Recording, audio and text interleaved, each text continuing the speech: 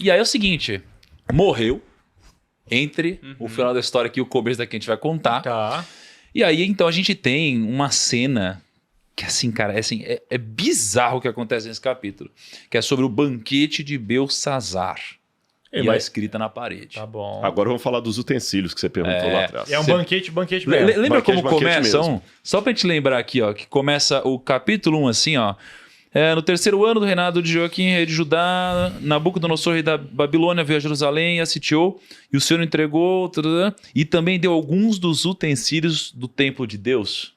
Isso, aí agora a gente está no capítulo 5. Tá bom. É tipo assistir uma série que você tem que prestar muito bem atenção nos episódios, porque às vezes alguma coisa que aconteceu no episódio 1 volta no episódio 10. Sabe quando você termina a série? Você fala assim, meu... É meio que isso. Aí você precisa achar aquele assim, o que você não viu, você verdade. precisa procurar isso aqui, Lembra né? quando tava lançando Dark, que lançaram até um site pra explicar direito, porque a galera perdia as Eu coisas? nunca assisti Dark. Mentira. Não, vale a pena? Vale. E aí, olha questão só. de preto aqui. E aí a gente tem então aqui o Belsazar, que era neto, né? Pelo que você falou. Eu pensei que era o sucessor direto, mas não era, né? E, aliás, até tem uma questão histórica. Daqui a pouco eu falo dessa questão histórica, porque o último rei da Babilônia foi Nabonido. Então, muitos. Porque assim, foi um progresso. No início, os críticos da Bíblia diziam que Daniel era totalmente uma novela. Que não existiu Daniel porque até a Babilônia estava desaparecida. Que isso?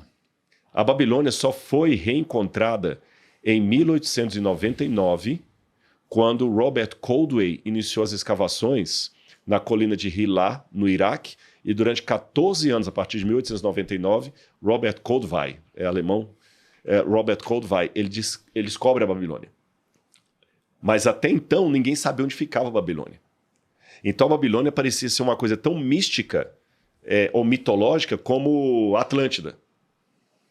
Sabe, o reino de Atlântida, que Platão fala de Atlântida. Onde é que ficava Atlântida? Alguns pensam que ela é em Santorini, ninguém sabe. Alguns falam, Atlântida é um mito.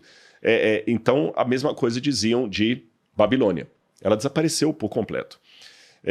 Um pouco antes de Robert Coldway, você tinha Henry Layard, que ele ficava observando que vários beduínos apontavam a colina de Hilá e diziam que lá era Il-Babil. E ele já desconfiava, e tinha os tabletes com inscrição cuneiforme, que quando esse cuneiforme foi decifrado, perceberam que falava de Nabucodonosor. Então, provou-se a existência de Nabucodonosor. A Bíblia não estava errada. Nem a Bíblia, nem Heródoto, que falava disso também. Aí tá bom, Nabucodonosor existiu, mas a Babilônia, se existiu, ela foi uma vila fundada por Semíramis. Depois descobriram a existência da Babilônia, um reino enorme. Depois descobriram os 3 companheiros de Daniel, Sadraque, Mesaque e Abednego. Não achamos ainda uma comprovação direta do Daniel. Mas o dia que acharam, Daniel existiu, mas os leões da fornalha não. Então, quer dizer, muitos céticos são igual passarinho. Menciona, assim. Não, mas está na Bíblia, os 3, né? Então, aí, com relação ao Belsazar, que os críticos, assim, também quando ele quer colocar na cabeça que ele não aceita a Bíblia, é interessante. Você mostra uma evidência e fala, tá bom. Mas isso aqui não. Você entendeu? Ele sempre fica procurando alguma coisa para negar. Hoje eu não tenho nenhuma prova arqueológica fora da Bíblia de Daniel. Então Daniel não existiu. O dia que acharam Daniel, tá bom, Daniel existiu. Mas os leões da... Você entendeu? No caso do Belsazar, quando começaram a decifrar a lista dos reis da Babilônia, o último rei da Babilônia era Nabonido. Aí, na época, muitos artigos foram escritos falando assim, a Bíblia errou, porque não existiu na Babilônia nenhum rei chamado Belsazar. Temos a lista completa dos reis da Babilônia, desde Nabopolassar o primeiro até Nabonido o último, e não existe nenhum Belsazar ali. E, além disso, Nabonido foi o último rei da Babilônia. Não tem como ter outro. E aí? Aí, por muito tempo, o que os cristãos podiam falar é o seguinte, nós não temos uma explicação para essa contradição, porque aparentemente você tinha um argumento arqueológico que desmentia a Bíblia. Até que William Talbot estava trabalhando nos porões do Museu Britânico, traduzindo tabletes cuneiformes. Tem milhares ainda não traduzidos que estão lá no porão do Museu Britânico até hoje, que não é fácil traduzir isso. Aí ele achou uma oração de Nabonido. E ele viu que na oração de Nabonido, ele pedia aos deuses que protegessem o seu filho primogênito, Bel-Achar-Uzur, Belsazar. Aí o Talbot, que também era cético, falou, não vamos bater tanto nos crentes não, porque existia um Belsazar, sim, filho de Nabonido. Mas ainda assim a Bíblia está errada, porque Belsazar aqui está como príncipe, filho de Nabonido. E na Bíblia ele aparece como o rei Belsazar. A Bíblia continua errada. Até que depois acharam outro tablete que foi intitulado de As Crônicas de Nabonido. E descobriram nesse tablete que o Nabonido ele vivia sempre viajando fora da Babilônia. Ele gostava de ficar em Teimá ou em Susa. Ele não ficava na Babilônia. E na sua ausência, quem assumia o trono da Babilônia era Belsazar. E quando a Babilônia foi atacada pelos persas, Nabonido estava fora. Ele veio para tentar tomar de volta a cidade, mas ele foi interceptado pelos persas e morreu no caminho. Então, na sua ausência, quem ficava no trono era Belsazar. Então, comprovou que Belsazar, de fato, foi o último rei da Babilônia, porque o pai dele que era o rei, mas na ausência era ele. E aí, só um detalhe curioso, só vou antecipar esse detalhe aqui sem estragar a história. Quando Belsazar vai oferecer para Daniel prêmios para poder decifrar o que está escrito na parede, ele diz assim, olha, Daniel capítulo 5, versículo... Daniel capítulo 5... acabaram sendo trazidos. Portanto, aqui, ó, lê para mim, por favor, o verso 18.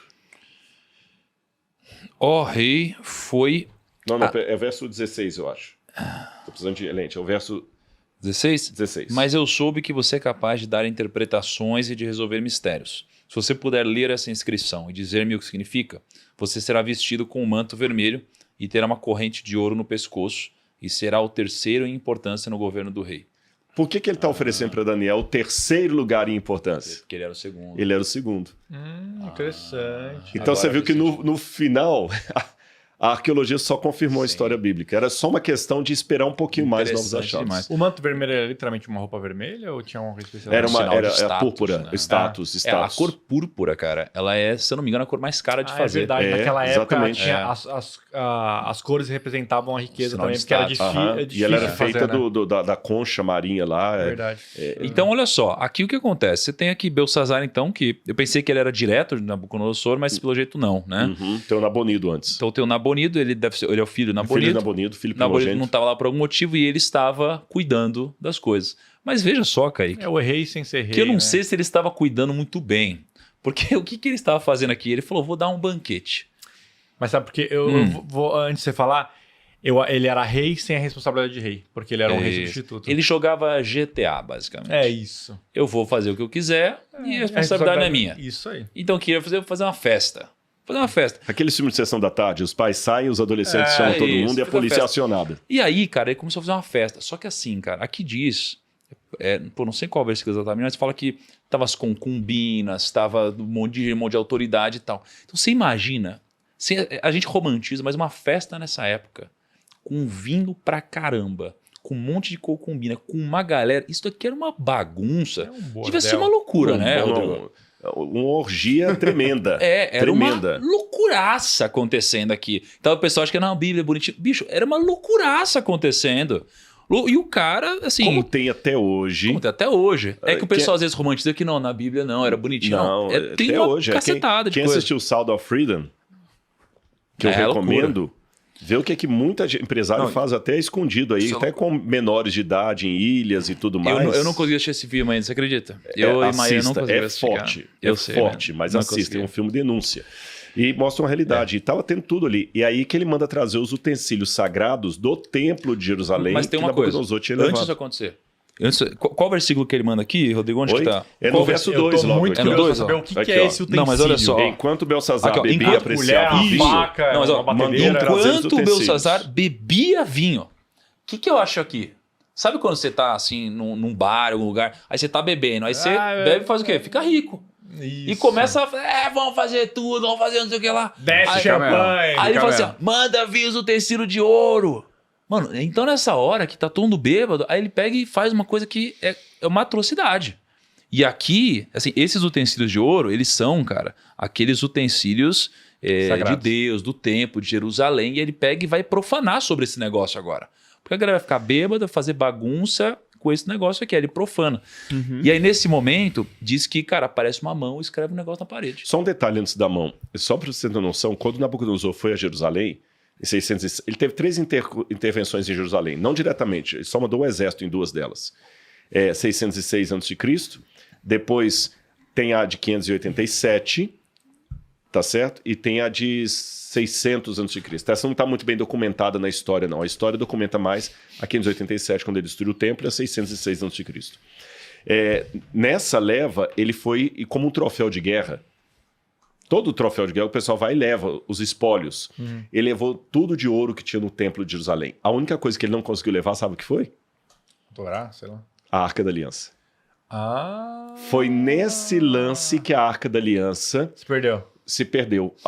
O livro de Macabeus e também Flávio Joséfo, se não me engano, não sei se... Não, Filo não menciona isso. O Macabeus e Flávio Joséfo falam que mãos piedosas, provavelmente o profeta Jeremias estava entre eles, tiraram a Arca da Aliança de dentro do lugar santíssimo, esconderam a arca para Nabucodonosor não levar. E essa arca está desaparecida até o dia de hoje. Não sei se está desaparecida, não. O Indiana Jones encontrou. Não.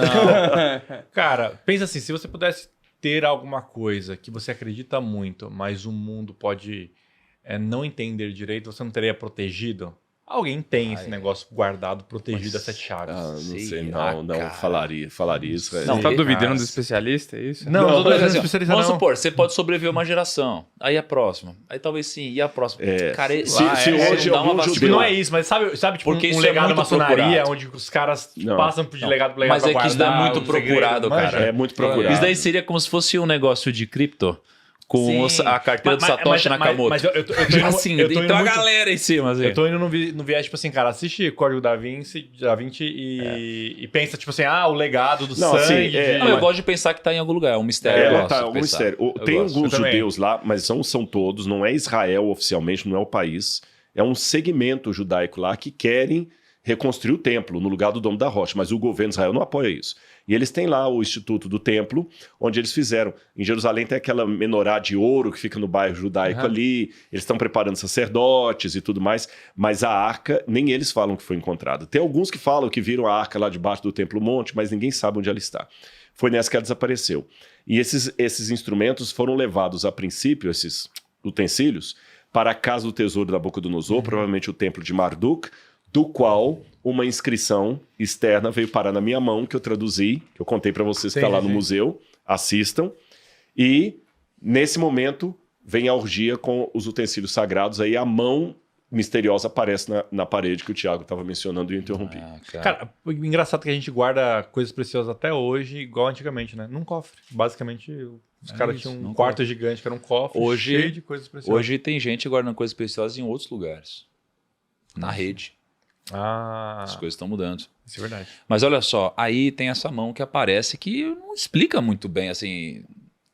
Fica subentendido depois que foi algo ligado a Deus, alguma coisa assim escrevendo, né? Que é uma mensagem de Deus. O que tá escrito? Mas aparece uma mão e escreve. E essa mão escreve o seguinte: Mene Tekel Ufarsin. É isso, né? Só que aí é o seguinte, uma coisa que me chamou a atenção, cara. Ninguém conseguiu interpretar esse negócio.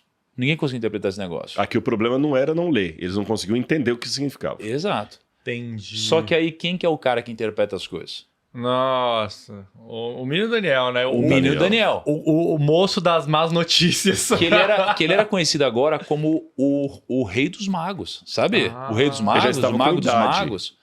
Ele já era um Ele cara já estava mais com idade, sábio. agora ele estava com idade, já tinha Verdade. passado muito tempo, Daniel já estava Cara, idoso. mas se ele era o rei dos magos, ele não, será que ele já estava passando conhecimento certo para a nova geração ali? Não, ele deveria, com a influência dele, ajudar, mas não dá para mudar todo o sistema. Só que o que eu entendo aqui, o que eu achei interessante? Ele era uma grande autoridade lá, não era? Sim. Na Babilônia. Só que ele não estava nesse banquete. Ele não estava nesse banquete, porque mas mandou chamar. honra, né, pô, velho? ele não não ia estar nos... compactuava, ele ia estar né, nos nessa- negócios. Mas você Zoado. sabe que assim, ó... Porra, de novo, quem sou eu? Eu sou um menino, né? Mas assim, eu me vejo o seguinte, eu tenho acesso a mesas. Porra, quase todas as mesas, assim, eu tenho acesso. Mas mesmo tendo acesso a essas mesas, cara, tendo dinheiro, tendo influência, tendo WhatsApp, conversa, Sim. tendo tudo isso, cara, eu não participo, cara. de muitas dessas coisas que acontecem. A gente sabe, a gente às vezes briga com você, fala assim, pô, você não vai lá almoçar com o cara? Vai ter um evento onde vão todas as pessoas mais famosas do Brasil que vão chamar de, não, é um leilão beneficente. É o caramba, uma beleza, vamos lá e tal. Uma galera, um clima pesado no bastidor, etc. Você vai? Não vou, mano. Não vou, não tô lá, cara, não tô. Que é equivalente a, cara, tá todas as autoridades aqui da Babilônia, estão os maiores, todo mundo lá, aí o pessoal tomando vinho, falando mal um do outro, fazendo bagunça, putaria, etc. Cara, Daniel não tá lá. E ele era uma das maiores autoridades, ele não cara. vai. O cara se mantém fiel aos princípios. Você fala, nossa, como assim não vai se misturar? Não, cara, não. Tem coisa que não, cara. Então, eu não sei se minha leitura tá certa, de correto. fato, mas sim, Daniel não Você tem tava que ter lá. a sensibilidade de Cristo, de saber o momento de jantar com Nicodemos e o momento de recusar o banquete de Herodes. Você não pode também discriminar todo mundo que é rico e que é do outro lado, senão você também... Jesus comeu com Nicodemos, comeu com o líder dos fariseus, mas ele não aceitou o banquete de Herodes. E nem aceitou o pão que o diabo ofereceu no deserto. O Nietzsche dizia que a gente tem que tomar cuidado, porque quando você contempla demais as trevas também contemplam você. Então é saber o momento certo de ir e o momento de não ir, e mesmo indo, saber quem eu sou. Daniel não aceitou o convite aqui, nem sentou à mesa do rei para comer as iguarias. Como é que eu vou diferenciar um momento do outro? É onde a minha identidade está colocada em questão. Tenho certeza que você que assiste os nossos episódios aqui, especialmente aqueles sobre as histórias bíblicas, você é uma pessoa que gostaria de se aprofundar mais nisso. E tem uma boa notícia para você, porque a gente lançou há pouco tempo atrás, muito recentemente, a pós-graduação em Arqueologia, História e Interpretação da Bíblia com Rodrigo Silva. Ah, o grande. Beleza. O grande Rodrigo Silva. Inclusive, um aluno da pós em breve estará viajando comigo para Israel. Israel. Uau. Nessa Aluna, pós... não decidiram ainda, porque tem um critério aí para escolher. Sim, impressionante. E alguns destaques aqui da pós-graduação, antes de a gente entrar no episódio. Primeiro, existe um certificado de excelência, porque é emitido pela UNASP, que é uma instituição com nota máxima do MEC. Vai ter um grupo exclusivo que vai com o Rodrigo Silva interagir no Telegram, e um grupo específico vai para Israel junto com ele. Todos os alunos dessa pós-graduação vão ter acesso ao Bíblia Comentada, que é uma plataforma com mais de 400 vídeos, com aulas e séries exclusivas ali com o Rodrigo Silva e alguns convidados. E você, para poder garantir a sua vaga, é muito simples, né? Vai ter um QR Code na tela, um link na descrição, você aponta o seu celular ou clica ali, vai preencher o seu nome, seu e-mail, mas só faça isso se de fato fizer sentido para você. E aí você pode fazer parte da próxima turma de pós-graduação junto com o Rodrigo Silva, que é uma pós de respeito, com mais de 360 horas de conteúdo, uma série de professores convidados guiando você através da sua transformação.